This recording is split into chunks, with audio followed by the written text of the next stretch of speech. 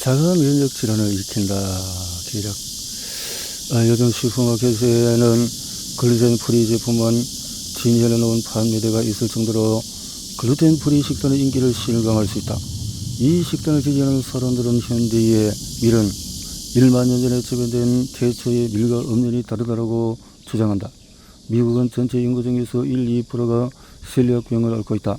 4, 6%가 글루텐 민감성을 가지고 있다. 글루텐 반대자들은 밀은 알츠하이머, 파킨슨, 조현병, 우울증 등 뇌질환에 강력한 영향을 미친다고 주장하고 있다.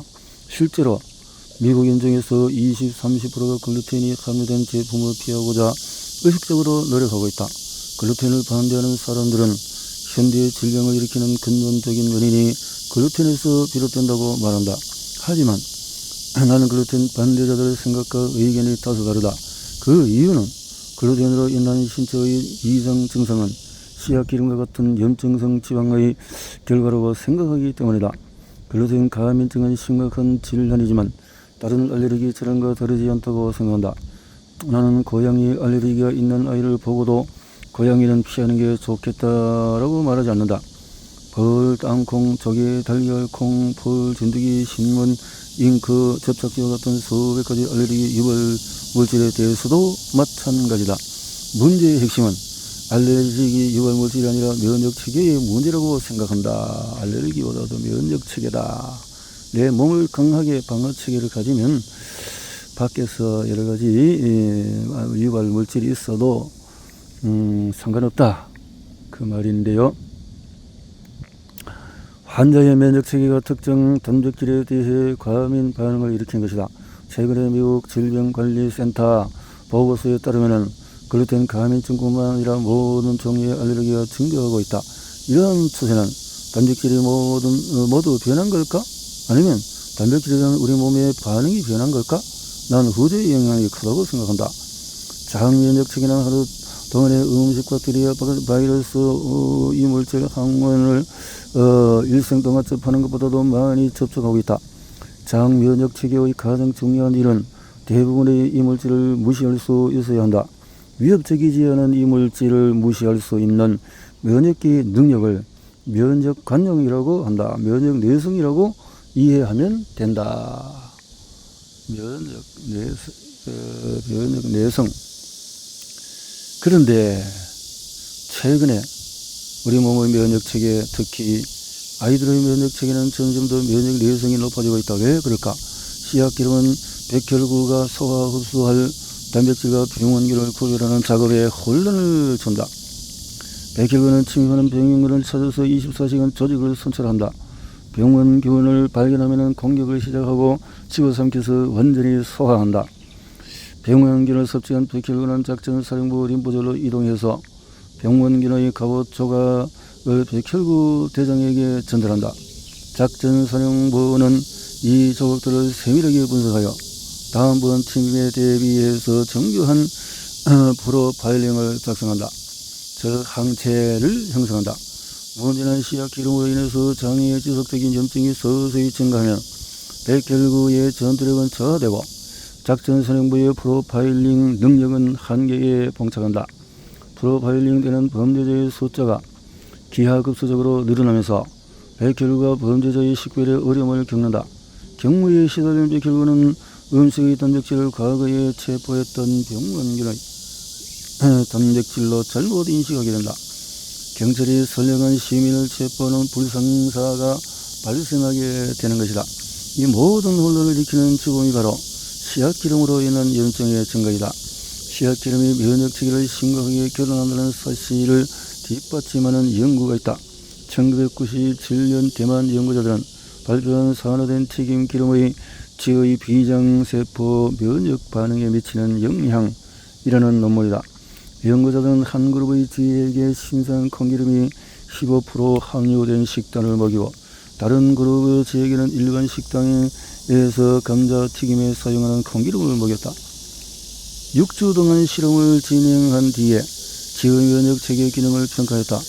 연구팀이 비장을 선택한 이유는 비장이 백혈구가 모여서 면역 정보를 교환하는 장소이기 때문이다. 연구 결과 감자튀김에 사용된 기름을 섭취한 제입의 결과가 현저하게 과잉 반응하는 것으로 나타났다.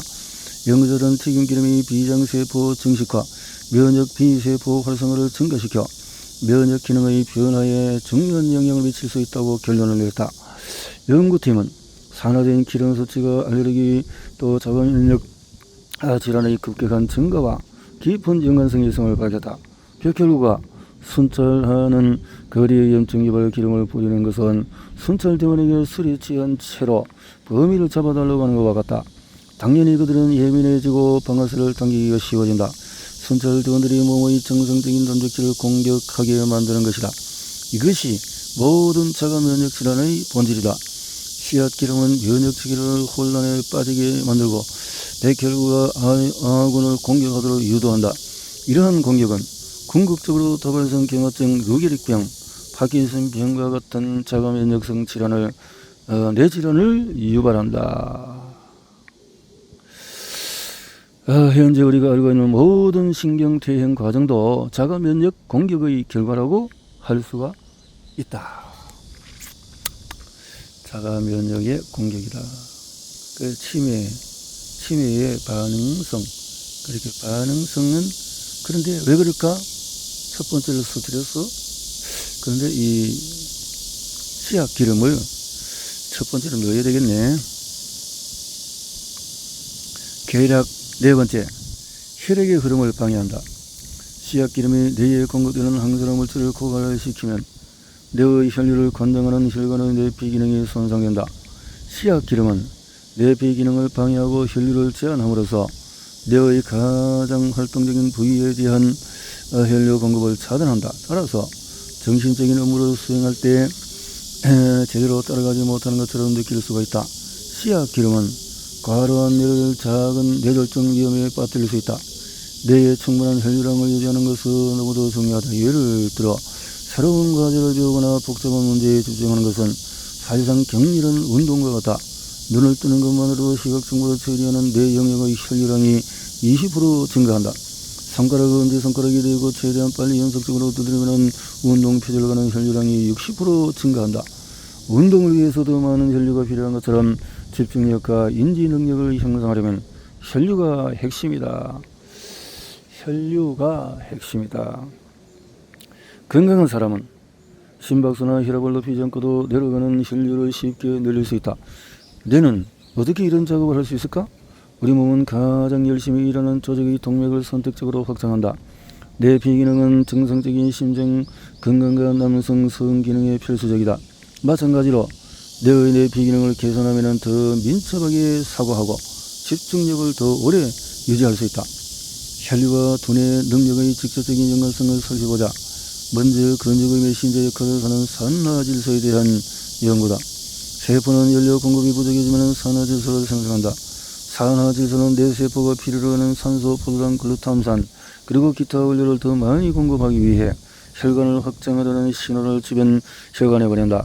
산화질소와 혈류 증가는 신경세포의 유지, 성장 및 복구에 핵심적인 역할을 한다. 특히 학습 능력을 향상하고자 하는 사람에게 산화질소로 인한 혈류는 매우 핵심적인 역할을 한다. 2014년 캘리포니아 공과대학 연구팀은 새로운 것을 학습할 때 생기는 뇌의 피로감과 뇌에 필요한 원료 공급의 상관성에 대한 연구를 진행했다. 연구 결과 뇌에 적절한 연료가 공급되지 않으면 생각도 없었다. 내려가는 혈류량이 감소하면 학습 동기가 감소했다. 이 연구는 정신적으로 힘든 작업을 완수하는 능력에 대해서 시사하는 바가 크다. 독서, 세금 신고와 같은 업무에 집중력이 떨어지는 것은 혈류 장애의 결과라고 볼 수가 있다. 그렇다면 혈류와 뇌 기능에 대한 연구는 씨앗기름과 어떤 관련이 있을까? 여러 연구에 의하면 씨앗기름을 섭취하면 일종의 동맥노화가 뒤따른다. 튀김기름을 섭취한 후에 피로감을 느낀다면 그대로 뇌에 작은 경련이 일어나는 것일 수 있다. 영양분을 전달하고 노폐물을 배출하는 능력이 떨어지면 뇌에도 동일한 스트레스가 가해지기 때문이다. IQ 테스트 직전에 씨앗기름에 튀긴 음식을 많이 먹었다면 연필을 잡기도 전에 문제를 틀릴 수도 있다. 생각, 집중력 그리고 기억력은 적절한 혈류 흐름에 달려 있으며 씨앗기름은 원활한 사고 능력을 차단한다. 씨앗기름을 끊으면 생각이 자유로워진다. 남성에게 발기부전은 심혈관 건강의 대표적인 이상 징후이다. 마찬가지로 여성에게 심혈관 질환의 전조증상이 있다. 바로 편두통이다. 지속적인 편두통으로 고통받는 여성은 뇌졸중 위험이 상당히 높을 수 있다. 편두통 병력이 있는 젊은 여성은 식단이 뇌 건강에 어떤 역할을 하는지 관심을 가져야 한다. 장기간 스트레스를 받는 상황에서 편두통이 발생했다면 씨앗기름 섭취로 인해서 뇌 비기능 장애가 다음 단계로 진행한 결과일 수가 있다. 이는 뇌의 전기활동이 현저히 감소했다는 것을 의미한다. 뇌의 사고, 느낌, 꿈을 담당하는 부위에서 장애가 발생하면 감각 이상의 전조인 경우가 많다. 편두통 환자의 대부분은 두개골 뒤쪽의 시각을 처리하는 뇌 부위에 문제가 생긴다. 이 부위에서 번쩍이는 빛 또는 터널 시야가 나타난다. 오작동하는 뇌 부위에 따라 팔, 얼굴, 혀의 따끔거림이 발생하기도 하며 어느 장애가 발생할 수도 있다. 뇌 비기능 장애로 인해서 혈류가 감소하여 인신경세포의 대사 속도가 느려져서 에너지 생산이 감소한다. 에너지 수준이 한계 수준 이하로 떨어지면 신경세포는 마치 산소가 부족한 물고기가 이리저리 펄떡거리는 것처럼 경련을 일으킨다. 이러한 과도한 흥분은 거의 죽을 때까지 계속될 수 있다. 1990년대의 신경과학자들은 편두통 발작을 더 잘 이해하기 위해 편두통 발작 환자에게 양전자 단층 스캐너를 사용했다. 연구자들은 편두통이 혈류의 급격한 감소와 관련이 있음을 발견했다. 편두통의 유발 요인은 다양하고 예측할 수 없지만 보통의 지속 시간은 10에서 20분으로 매우 일관적이다. 신경과 전문의들은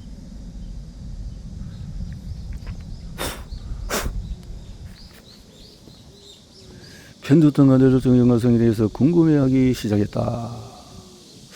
일군의 연구팀은 다른 위험 요인이 없는 상태에서 편두통으로 인한 뇌졸중의 발생 가능성을 조사했다. 편두통 환자 203명과 정상인 83명을 대조군으로 구성한 두 그룹의 남성과 여성을 9년간 추적 관찰했다. 이 연구에서는 남성의 경우에 뚜렷한 연관성을 발견하지 못했다. 그러나 여성은 전혀 달랐다. 편두통 병력이 있는 여성의 30%는 9년 동안에 10개 이상의 질병이 발생했다. 편두통 병력이 없는 여성 중에는 9%만이 질병이 발생했다. 연구를 종합해 보면 젊은 그룹은 편두통의 합병증으로 미리 뇌졸중이 발생한 반면에 나이가 많은 그룹은 죽상동맥경화증으로 인한 뇌졸중 색전증이 발생할 가능성이 더 높았다. 그렇다면 이러한 연구를 통해서 우리는 무엇을 얻을 수 있을까? 만약에 편두통이 시달리고 있다면 식단에서 씨앗기름을 제거해야 할 때라는 것이다. 씨앗기름을 제거할 때다. 계략 5번째로 치매와 뇌진탕은 다르지 않다. 영화의 메카 할리우드는 무엇이든 폭구하는 것을 좋아한다. 영화 속의 주인공이 카메라를 향해 걸어갈 때 주인공 뒤로 화려한 주황색 불덩어리가 폭발하곤 한다. 주인공은 대수롭지 않다는 듯이 미소를 짓곤 한다. 전형적인 할리우드 영화의 클리셰, 우리 몸에 조용한 또 느린 폭발이 진행되고 있다. 이런 클리셰. 바로 산화, 옥시데이션, 산화. 산화와 폭발의 가장 큰 차이점은 시간이다. 타임. 폭발은 눈 깜짝할 사이, 부피와 부식은 며칠 또는 몇 달, 몇 년에 걸쳐서 발생한다. 우리는 산소를 호흡에서 미토콘드리아의 효소를 활용하여 지방과 포도당을 높은 효율의 화학 에너지로 전환한다. 아쉽게도 우주에 100% 효율은 없다. 활성산소는 효소의 통제를 벗어나서 제멋대로 움직여서 몸이 원하지 않는 무작위 반응을 일으킨다. 이러한 무작위 반응은 몸을 서서히 녹슬게 하고 늙게 만든다. 주름, 노환과 같은 노화는 수십 년에 걸친 산화반응의 누적된 손상이다. 노화를 촉진하는 가장 중요한 두 가지 반응은 지질과산화와 당화. 지질과산화 그리고 당화. 식단을 통해서 산화를 멈춰서 수백 년을 살 수 있다면 좋겠다. 이것은 불가능하다. 하지만 씨앗기름이 없는 고항산화 식단과 충분한 수면 그리고 적절한 운동은 내의 산나를 늦춰서 죽는 순간까지 또렷한 정신을 유지하게 한다. 이것은 가능하다. 노년기에 이렇게 건강하게 누릴 수 있는 것은 내 삶에 의해서 그렇게 만들어 갈 수 있다.